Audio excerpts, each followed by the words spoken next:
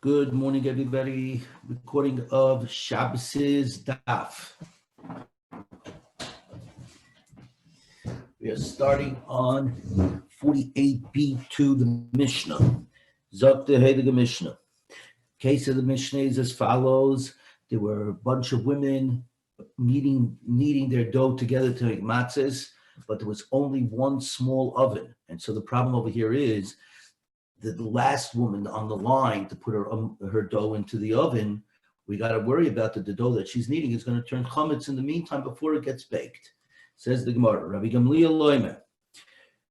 Shalosh noshim losis ka'achas. 3 women were kneading their doughs together to make the matzahs. Va'oifis betana echad zu achazu, but they were only able to bake it in one oven, obviously one after the other. So what do you do in order to protect the dough of the later women so that they do not rise before they can get baked? So, according to Rabbi Gamliel, it's not a problem. This is what they do. We're not worrying about it. Gamliel says, don't worry about it. People are going to work fast enough. It's not going to be an issue. The dough is not going to rise. If we've got a bunch of women over here, they're going to put it in, and it's not the dough's not going to rise, even though they're holding the kneaded dough prior to getting into the oven. The Chachamim say no. The 3 women are occupied with kneading the dough, with the dough one at one time, and you only have one oven. Chachamim said, we worry that the ones who put in their dough into the oven later, their dough in the meantime may rise and become chametz. This is what you do. You go ahead and you create the assembly line. This is thousands of years before Henry Ford, and this is the Jewish assembly line. Achas lasha, the achas oireches, the achas oifo. While one kneads, the other one shapes her dough, and the third one goes ahead and bakes her dough in the oven. Rabbi Akiva says, Loi kol anoshim, v'loi kol ha'eitzim, v'loi kol tanurim shavin. Not all women, not all wood, and not all ovens are alike. But Rabbi Akiva explains the shita of the Chachamim. He agrees with the Chachamim against Rabbi Gamliel. And he says, listen, there's no standardization. Some women work slower, some work faster. Some knead faster, some don't. Some woods burn better, some woods burn less. Some ovens are hot, some ovens start off cold. Therefore, the timing on all of this is suspect. There's no way that we can go ahead and just simply let the women work, just hold their dough while the other women are putting it in the oven, because too much time may pass, and in that time, the dough that they're holding in their hands will rise. So therefore, we've got to do it the way the Chachamim said. We've got to create a assembly line. Zok the Mishnah, and now we're on 48b3. Zeh klal tofach tilush bitzayin. If the dough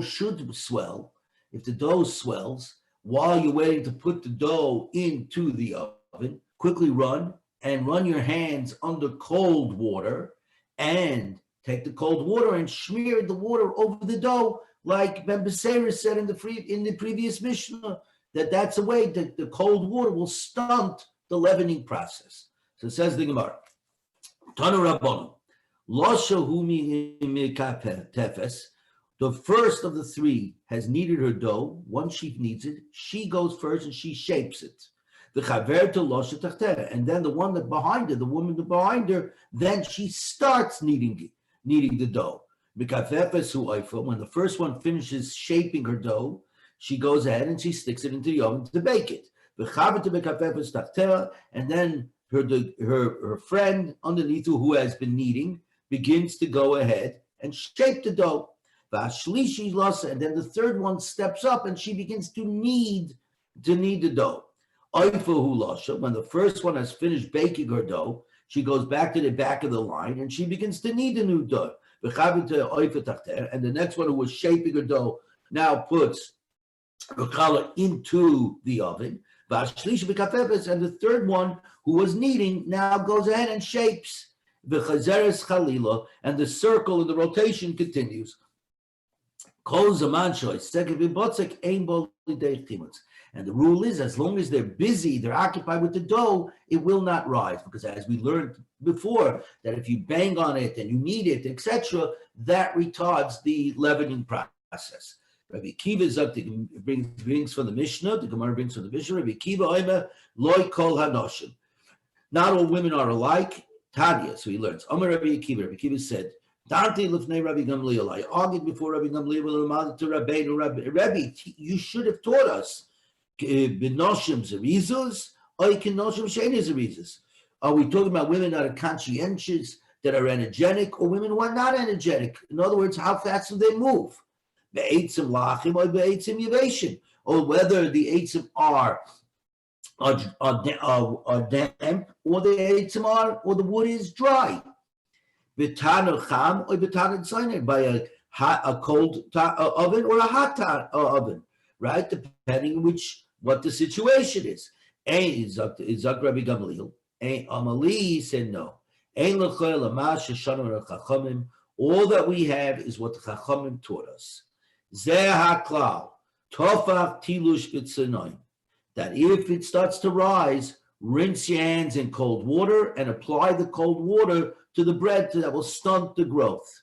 Because the answer is very simple. Halacha cannot account for variations. We can't start going like this. Is the Tana hot? Is the Tana cold? Is the wood wet or is the wood dry? Are the women energetic women, conscientious women or not? If you start to do that, the next thing you know, you don't have an halacha. You have an individualized situations. Halacha has to be standardized. Therefore, this is the standard. Create the assembly line. Go ahead and set it up that way that everybody's busy with their challah, with their doughs at the same time. And under all of that, if it should rise, put cold water on it, and that will stunt the growth. Zok Gemara Vaita. Zok Mishnah Vaita. Seyar once again, as Rashi says, Shaloi Hachmin Kol Tzarcha, 6 lines from the bottom, that it was dough that has not risen, has not become chametz, or is incomplete chametz, otherwise known as chametz noksha. We had this before. Incomplete chametz.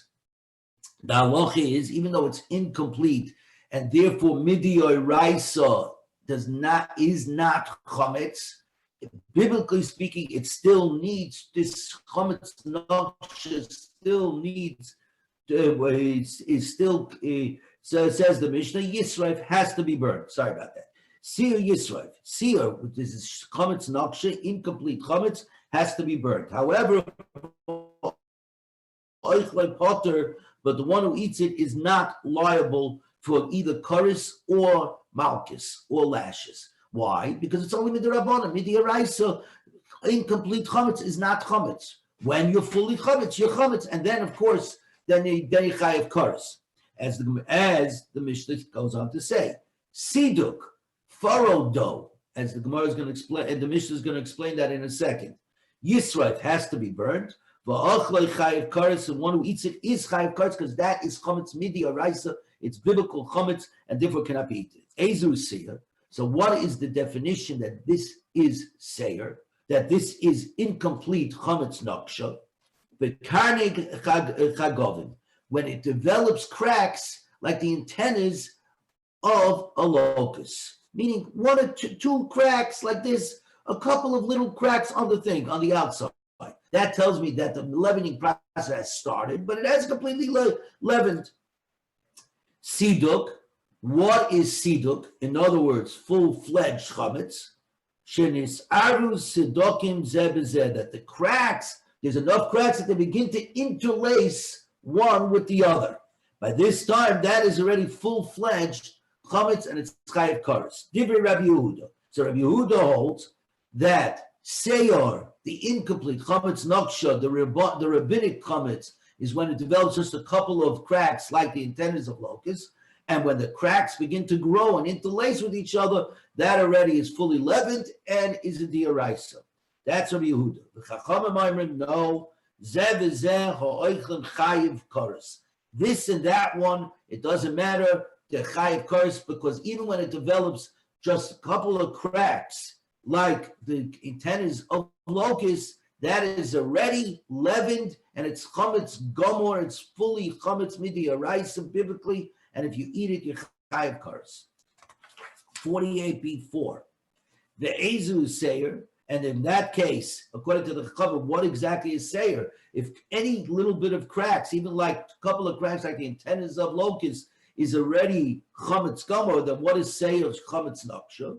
Says the Mishnah, Kol shehich sifu panav ka'odom she'amdu seirosav. Any dough whose surface turns white, like a person whose hair stands up on end, i.e. a person who becomes bepachat, becomes completely frightened, and it turns white. So if it gets a whitish outside, that tells me that the leavening process started, but nonetheless, it's not complete. It's incomplete, and therefore it's only midrabanan. And if you do eat it, you don't get malchus or kars. Zak the Mishnah. Tanu rabbanon ezu say, or what is the definition of say? Kosher fidu panov ka'adam sha'amdo seroisav. Any dough that turns white, like a person who gets frightened, whose hair stands on end. Siduk. Siduk already, real chametz is when it develops a couple of cracks like the antennas of locusts. Divrei Rameir. The Chachamim say, and the Chachamim certainly at the beginning sound like Rabbi Yehuda in our Mishnah. Ezu Seir, what is the definition of incomplete chametz, of chametz naksha? Kikani kagovim. If it develops a couple of cracks like the antennas of locusts. Siduk. And what is dough that is considered already pharaoh dough? That's chametz gomor. Shenin sabu sadokim said bezeh, where the cracks form one with the other. And so that's so far as Rabbi Yehuda. And then the words come along. V'zeh ha'oichlu chayav kares. And in either one of these cases, even whether it has cracks, just like a locust, couple of cracks, or they're interlaced, you chayav kares, meaning it's a biblical diaraisa. So if I think about Banan Tanan, but we learned Seir Yisarif Potter, that if you eat Seir, if you eat incomplete chametz naksha, you have to burn it. But if you eat it, you potter from malchus and kares.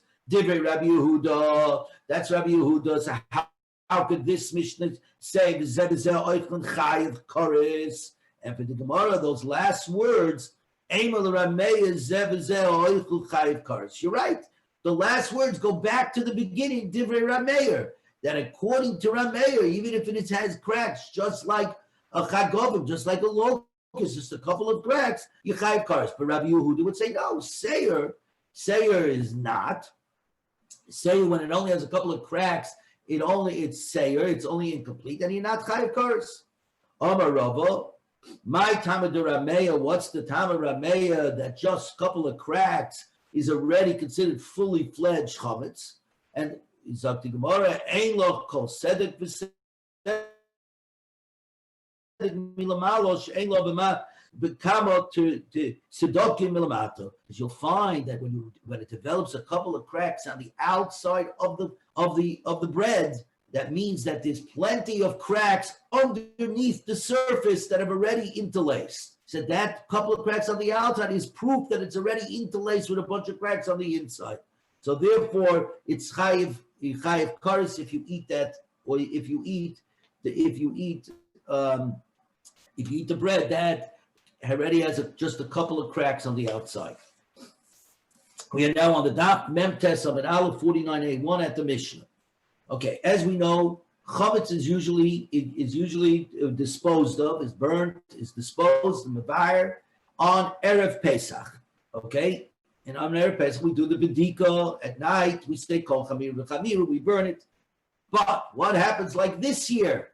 This year, where Erev Pesach falls out on Shabbos, that's this Mishnah. Arba also shechaliyos b'Shabbos, when the 14th Erev Pesach falls out on Shabbos, ma'avirin esakol malefnei Shabbos. We get rid of all the chametz before the Shabbos. Divrei Rameir, says Rameir, says you get rid of everything on Friday, except everybody agrees that except you have to hold back enough chametz for the two meals, the Friday night meal and the Shabbos morning meal before the Zaman, the Issa Zaman Achilas chametz. But prior to that, you get rid of all the chametz on Friday, just leave over enough for two meals on the Shabbos. That's Divrei Rameir. No, you get rid of the chametz on its time, on the 14th. It's Shabbos. Get rid of it anyways, in a way that it's mutter to do on Shabbos. Flush it down the toilet. Rabbi Elizabeth Tzaddik says, Teruma melefnei Shabbos, Teruma, which belongs to the kohen, needs to be disposed of on Erev Shabbos. That means on Friday, on the 13th. The chula bismanon, but regular good food can be disposed of on the 14th. And the reason for this is simple. The Teruma can only be eaten by the kohanim. Therefore, it's much harder to dispose of it by eating. It's much harder to get rid of it. So they said, okay, get rid of it already early. Chulin food can be eaten by anybody. You can invite guests. Anybody, Kohen Levi Yisrael, can eat it. You can even feed it to your animals. Since that's the case, it's much easier to dispose of. You can dispose of it on the regular day, which is Shabbos. Zakti Gemara, Tanya, Rabbi Lezer ben Tzaddik Shabbos Abba b'Yavna. One time, my father was spent Pesach in Yavna. And the Erev Pesach fell out on Shabbos, like this year. Uvar Zainin Memuno Shel Rabbi Gamliel Ba'arma, and Zunin, the appointee of Rabbi Gamliel the Nasi, came and said to us, Rabbi Gamliel sent out people to the different towns to give out the halachos. Hegia Eis Levaris Chametz. The time has come to dispose of the chametz. And I followed after my father, and we disposed of the chametz. So, the Rambam in the Shulchan Aruch paskin that you get rid of all your chametz except for your needs for the 2 meals on Shabbos. You get rid of him on the 13th, on Erev Shabbos, which is the way we do it today.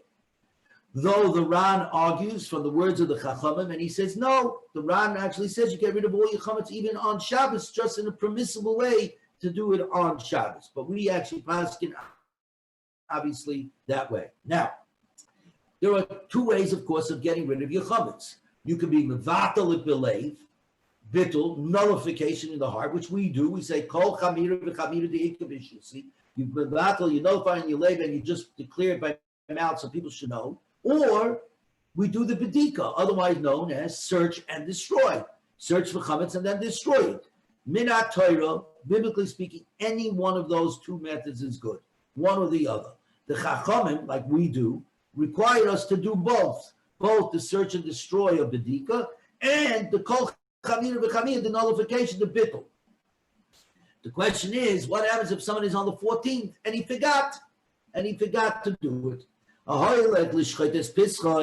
And these are, and some of these, and when we talk about the mitzvahs over here that they're doing, that's not after these mitzvahs, would be any mitzvah, obviously, that he would be doing, and he forgot. If somebody left his house to go to Yerushalayim to Shech to slaughter his Pesach, or to circumcise his son, and these 2 are always connected, Pesach and Milah, because there are only 2 mitzvahs says, positive commandments that are chayiv koros. That if you don't do them, you're chayiv koros. Every other chayiv koros is a loisa say, a negative prohibition, not a positive command. Anyways, somebody was on his way to Shech the Pesach, or to circumcise his son, to mal his son, or to dine in his engagement party at his vart or his tanoim, at the tanoim of his father, because as you know, Jewish marriage works in 2 pieces: erisin, the engagement, and the suin. Today we do it all together. The chuppah would be erisin. The yichud room, when they go in privately after the chuppah, that is already nisuin. But erisin is the first step that goes ahead and asks the girl to all the men in the world. She becomes an Eishes Ish. She's mekudesh. She becomes holy. That she's only now to this man and to no other man in the world. She's an Eishes Ish, the wife of a man. She's a full-fledged wife in that sense. So, and to do that, we made a party, which we do today. We make a vart or we make a tanoim. The Hasidim break the plate. The tanoim, they break the plate at the engagement party. We guys do it all at the wedding, but they do it the tanoim at the engagement party. So anyways, so Lechol Suda Erisim Bebeis Chamov, and he went to go to the Suda, to the Erisin Suda at the house of his father-in-law. Or the Rambam says, even if it's not him, but a person was coming to join that Suda. Just an outside person, since it's a Suda's mitzvah, he was going. Then he remembers that he has chametz still sitting in his house. The halacha is, if he's able to return home, dispose of the chametz, and then get back to the mitzvah, he should go back and dispose of it. But if not, and now we're on 49A2, if he cannot go back, he should simply be mevatel it, and he should know it in his heart and quietly say, Kol chamira v'chamira di'ikev v'shusi. And the Rabbanan say, since biblically that is good enough, they're going to let you off the hook because you're involved in a mitzvah. They're going to let you off the hook from having to go back and actually dispose, to physically search and destroy the chametz, the dubi bedika. You don't have to do it. And certainly in the next following cases, lahatzel min anochim, if he's on a way to rescue people from moronim goyim, from a riot, min anoah, from a flooding river, min listim, from bandits, min deleko, from a fire, min mapilas, from a building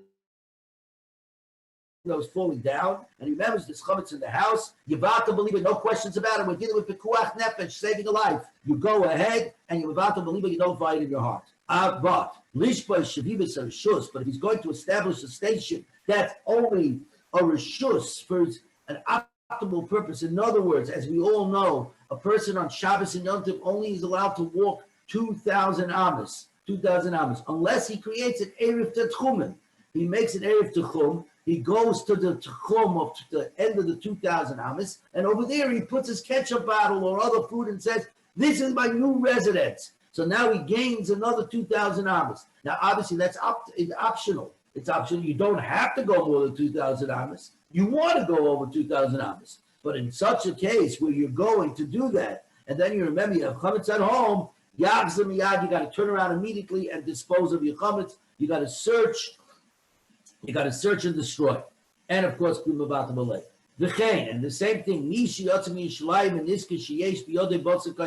somebody leaves Yerushalayim and now he remembers he has holy meat in his hands. Now, kache kadoshim, like a chatas, has to be eaten inside the base of Mikdash in the courtyard. In the Azara, kachim kalim, like a shalomim, is allowed to be eaten all over Yerushalayim. So we're talking about over here, kachim kalim, where he was supposed to eat in Yerushalayim, and he forgot he had a little piece of meat with him, and he walks out of Yerushalayim. Now, what does he do with the meat? So it says the Gemara, if he passes the village of Tzayfim, which is the last village from which you can see the Beis Hamikdash. If he passes Tzayfim, he burns it where it is. If he has not passed Tzayfim, he returns to Yerushalayim and he actually goes all the way onto the Har HaBayis and he burns it on the Be'era, which is with the wood from the Mizbeach's pyre. In other words, there was a place over there in the Beis Hamikdash that was set aside for burning Pesulei Mikdashim. What do you call it? Holiness that became no good. So once it became no good, that you weren't allowed to use it, what do you call it? That was the place where you had to burn it, the Pesulei Mikdashim. Says the Mishnah Vaita, we're up to 49A3. How much chametz or pieces of meat of kachim do you have to have? Do you have to return? This case, in that case, the size of an egg's volume, which is the larger volume. Rabbi Yehuda both the chametz case and the basa kodesh case is with the volume of an olive. The chachamim basa kodesh bekazayis. The sacrificial meat is with a kazayis, the smaller shear, the smaller volume. The chametz kebeya, and chametz, you have to return it if it's the size of an egg, because chametz can be gotten rid of with bittul. So it's very easy. So we're not worried about how much chametz you have. If you have up to an egg, we're going to say you got it. If you have an egg's volume, that we're giving up to an egg's volume, because otherwise it's very easy to just simply be mavatful or delayed. It's not a problem. But obviously the basa kodesh cannot and must be burnt. Therefore, they give you the smaller shear. Zok the Gemara. Very minor. We got a contradiction because look, we've got a brayso that says the following: if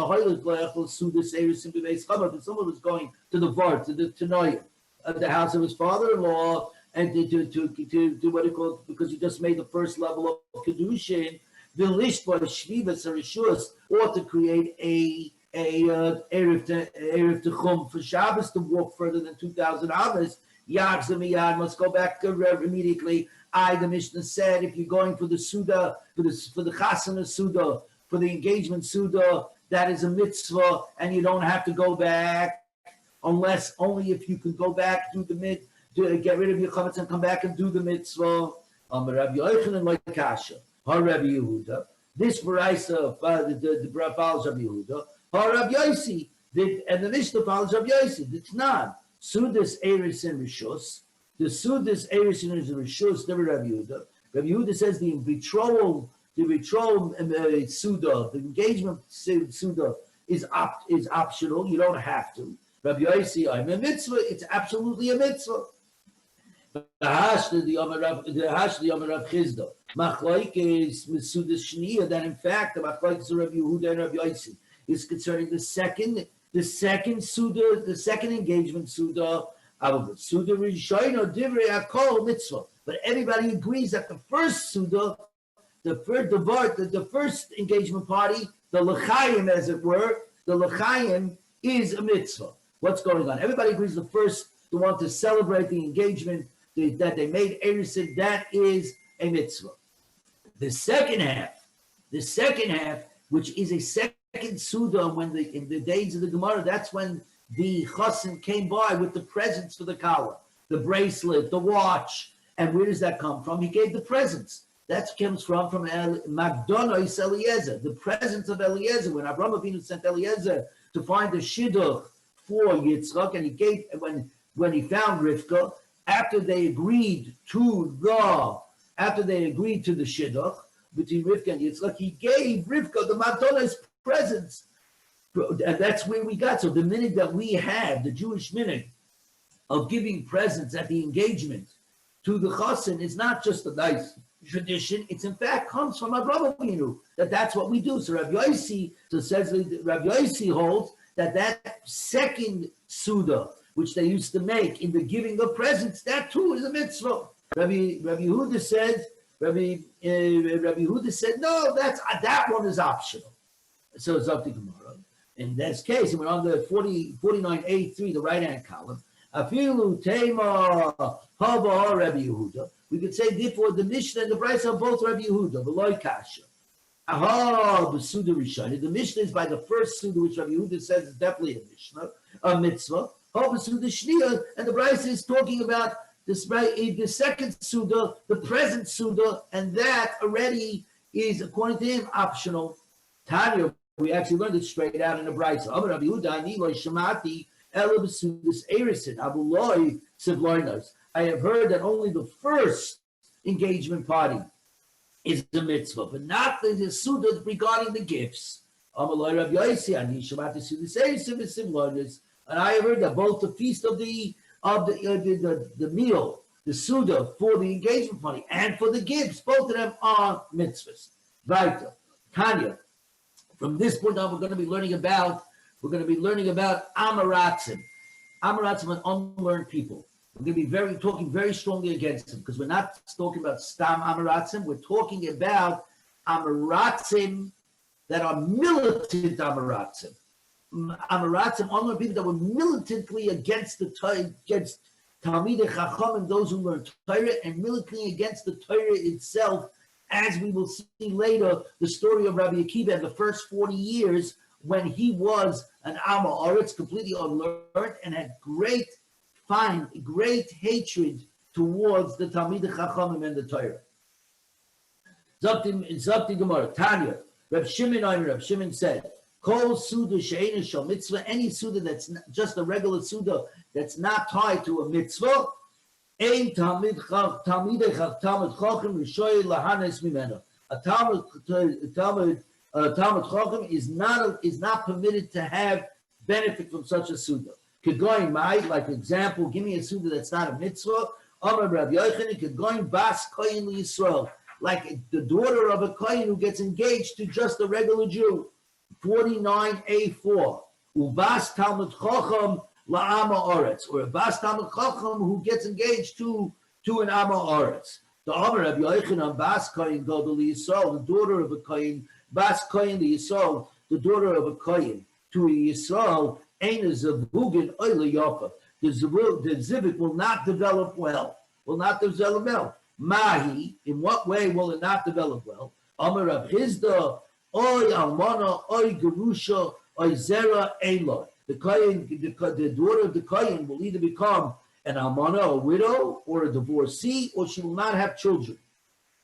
Masni Satani, the Mishnah taught, Kuvra, her husband will bury her before a time, or she will bury him before his time, so she will bring him to poverty, and an ani chashuv kames, and a poor person is considered like somebody who's dead.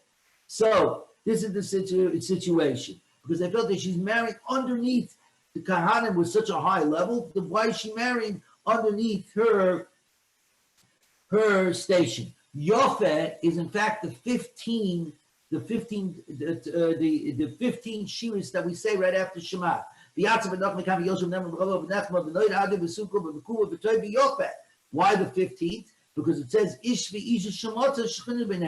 a man and a woman who find themselves, the Shechina will be the godly presence will be among them, because the Yud of the Ish and the Hey of the Isha, the Shem Ka, will combine between them and be with them. Ka, Yud K, is the Gematria 15.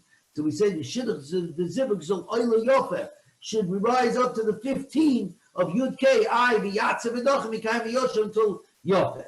Anyways, so the Gemara, Aini, is this true? Rabbi Yochanan said,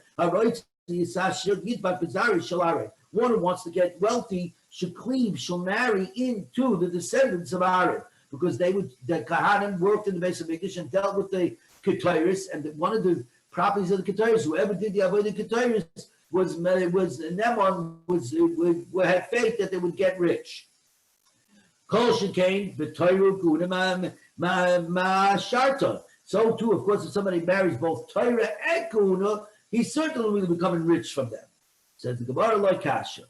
The Bryce over there that stood about you become wealthy if you marry, you should cling to become wealthy from the Zayir Shalaron, is talking about a Katamat Chacham. Here we're talking about an Amoretz. Rabbi Yeshua Nosir Kahanta Cholish. Rabbi Yeshua married a Kehenes and he got sick. Omar, he said, Lo nichle la'aron ta'adveit v'zarei. Aaron HaKohen is not happy that I'm joining his descendants, that I married into his line, that he has to have a son-in-law like me. He said he's not happy to have a son-in-law like me. That's why I'm getting sick.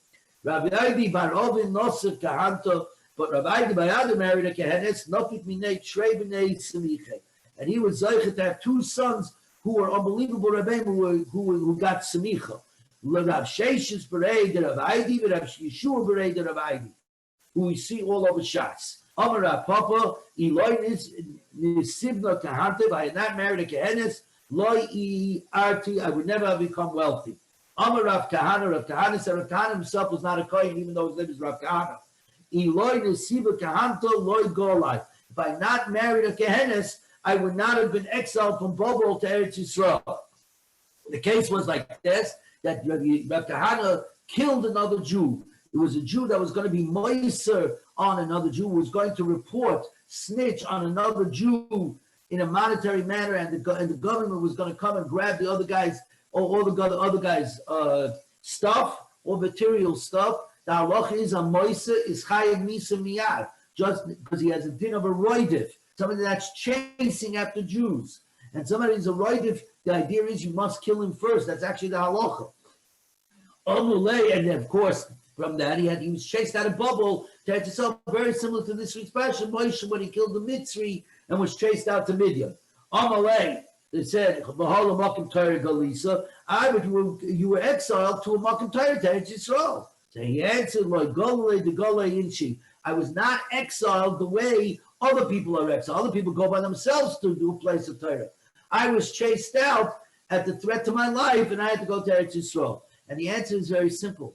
This is the reason why Pinchas did not become a Kohen until after he killed Zimri, because the halacha is Kohen shenerag afilu b'shoigeg A kohen that kills, even by inadvertently, also avoida is no longer allowed to do the avoida in the Beis Hamikdash. So Hashem knew that Pinchas would be coming to kill Zimri first. So first he allowed him to kill Zimri, and after that he made him and his children. After that, the Kahanim. Please wait 1 minute. So to over here, Rav Kahana said, I did the right thing, lahalacha. I had to kill that person. Nonetheless, I got goyled because at the end of the day, I'm married to a Kehenis, and Min Shemayim, Aaron was not happy that I killed somebody, so I was Megoyla. Amar Rabbi Yitzchak. Kol Nehenim Misudis HaRishus Saif L'Goyla. Anybody who's Nehenim from a optional Rishus is Saif to go into Golas. Shenema, V'oichlim Korim Mitzayim V'agolim Mitoich Mirabek, and you'll eat the fattened sheep of the flock and calves from inside the stall. V'ksiv Lochein Ata Yigul B'Rosh Golim. And a couple of psukim later it says, therefore you will now be exiled at the head of the exile. And this is always the case. When you get too fat, people forget and they get into trouble. We're up to 49A5.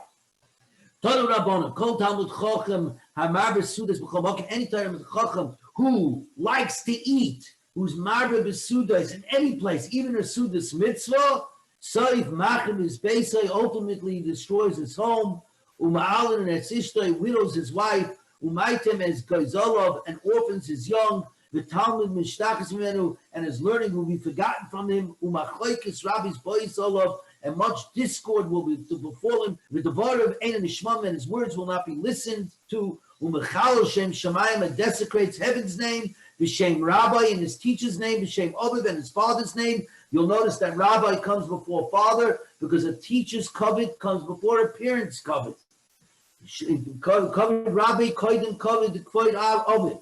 The Goyim Shem Ra Loi Ulavono Ulavon Circle of Darius, and he causes the bad name to be put on himself and his children and his children's children at Circle of Darius until the end of time. Mahi, what is he doing? Amar Abaye, they're going to call him Korile Bar Mechem Tanure, the son of an oven warmer, because he always had his face in the oven to eat. Rava Omar Bar Markid Bey Kube, the son of a tavern dancer, because he has litzonis, he's always chasing after food. Rapapa Omar Bar Melachle Pinche, the son of a plate licker, because he's always got his plate, he's always eating up to the last spit on the plate. My grandfather, my father's father, used to always tell me, leave over something always on the plate. Don't clean your plate completely, don't leave something over. That's the proper way.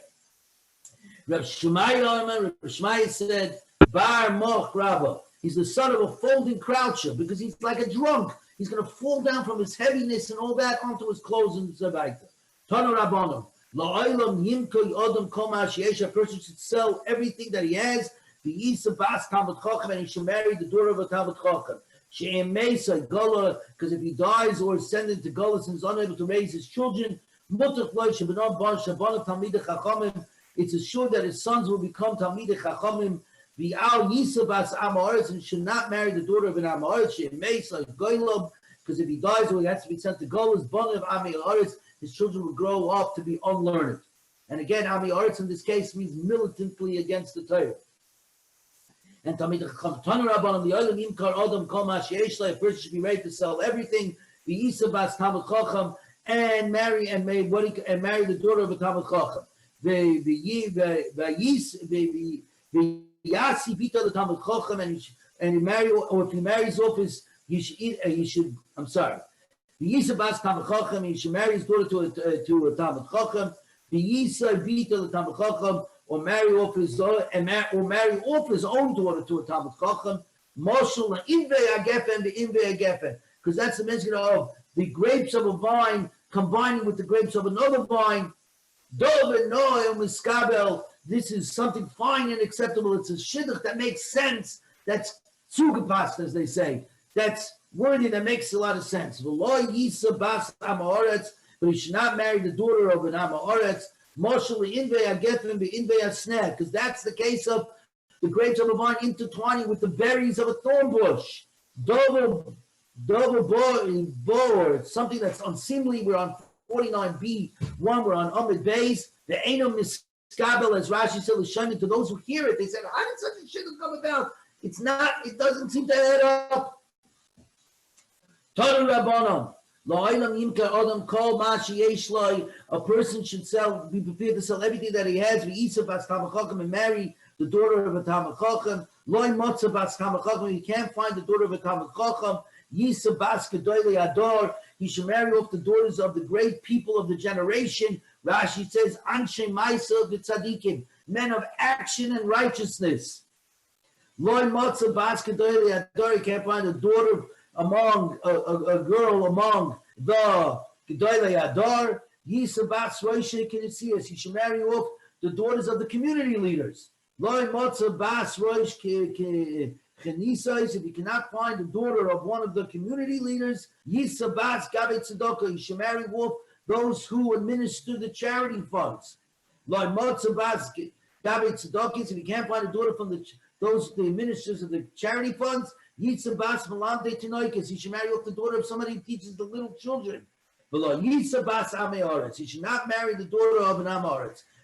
Shem Sheketz, because they are vermin, Uneshem Sheketz, and their wives are insects. Regarding the daughters, it says, a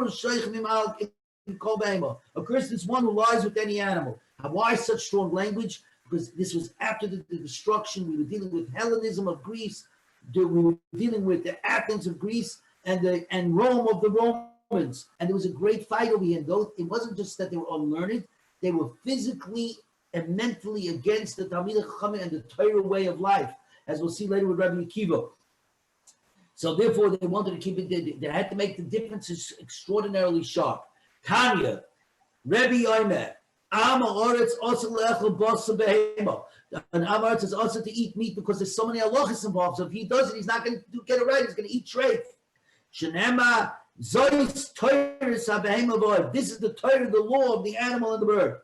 Because the Gemara kol ha'isik v'Torah mutar le'echel basa behema v'oiv. Those who are occupied with the study of Torah could go eat the meat of animals and birds. Kol she'eino ha'isik v'Torah also le'echel basa behema v'oiv. Those who are not involved in it cannot eat basa behema v'oiv. Amar Rabbi Elazar, Am ha'aretz mutar l'nachru b'yoyim ha'kippurim shechal yos b'Shabbos. It's permissible to kill an Am ha'aretz, an evil person, and as the article down on the bottom explains, a person who's running after somebody to sexually assault somebody, to do any, even if it's Shabbos and Yom Kippur, so it's Shabbos, go ahead and kill him. You should just say, go shecht him, cut his neck and to let the blood pour out. Said Amalem, no, Zet Tayim Bracha. Shechita is something that if you do it on an animal needs a bracha. I don't even want you to be involved in that. Zet Eina Tayim Bracha. This does not be bracha. 49b2. Amar Rabbi Elazar, Am ha'aretz oto l'salis ima b'derech. You're not allowed to go on the way, walk on a trip with an Am ha'aretz shenema, because you won't be able to learn. Ki hu chayecha v'oirech yamecha. For the Torah is your life and the length of your days. Al Chayav Loichas, on his own life, because he's not involved in Torah, he doesn't care about his own life. Al Chayav Chaver Lekoshkin, on the life of his friend, he certainly won't care about. Amar Rav Shmuel ben Achmeni, Amar Rav Yochanan, Am ha'aretz mutar l'kroi kedov. You're allowed to rip him open like a fish.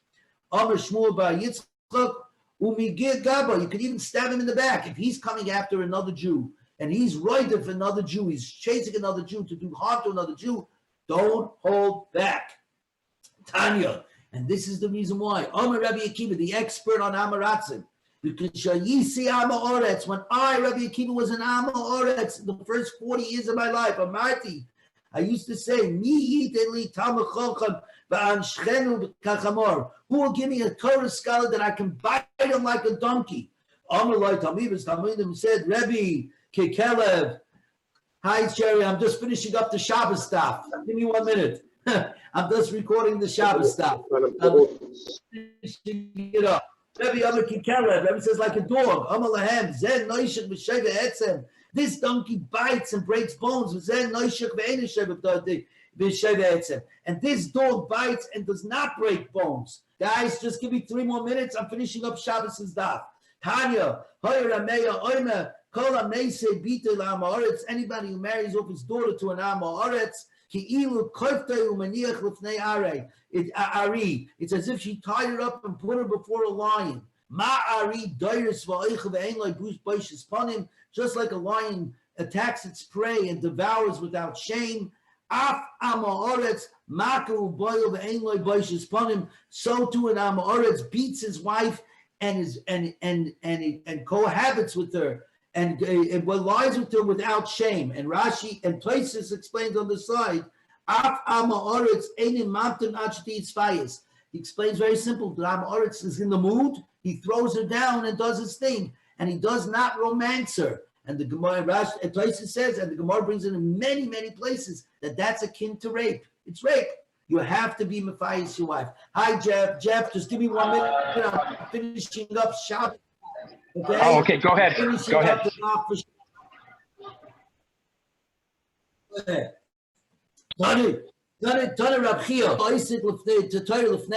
one who learns Torah in front of an Amoretz. So the Amoretz doesn't know how to learn. It's as if he married his betrothed wife in front of him. Moshe taught the Torah, it is a heritage for the congregation of Yaakov. Al tikri Moirosha, heritage, Ela Moirosah, meaning betrothed. Because obviously, it's as if he's teasing the shame that the Amoretz has for not knowing how to learn. The hatred the Talmid that Amoratzim have for a Torah scholar is greater than the hatred that the nations have for the world towards Eretz Yisrael writ large. And their wives, worse than that. Their wives hate it even more. They're more jealous. Just a little further, and then one who once learned Torah and then went off the derech, he hates Torah even worse. He hates Torah even worse because, and we know that historically, those who learned Torah and then went off the derech, Shemad, they were the ones who used to rise to entice the church against the Jews worse than other people. Taner Rabbanan, Shisha Devar Nemuba Aretz. 6 things were said about an Amei Aretz. Ein Moiselehem Edus, we do not submit testimony to them. Ve'ein Mekablim Nenu Edus, we don't accept testimony from them. Ve'ein Megan Lehem Side, we don't tell over our secrets to them. Ve'ein Memamten Oise Apitropos Shel Yisrael, we don't make them administrators for the estates of young orphans. Ve'ein Memamten Oise Apitropos Shel Kupos Shel Tzedakah, we don't appoint them as administrators for charity funds. And we don't accompany them on the way. We don't announce their lost property, even though the halacha is you shall surely return it to your brother. That means if something is lost, you have to, and you find it, you have to announce, I found something lost. You put up signs in shul, but that's only to your brother. The Am Haaretz who hates the Torah and hates everything to do with the mitzvahs does not label as your brother. But the Tanna Kama says you do announce it. Zimnin Nofik Minei Zara Ma'alya Aretz Va'ochalei, and he will benefit from this lost item. Shenema Yochim B'Tzadik Yilbosh. The wicked man prepares his wardrobe, but a righteous man will wear it. Very good. We are now finished. 49b3 at the words V'chei Mi Sheyotza, which is the right-hand corner on 49b3. Hello, everybody.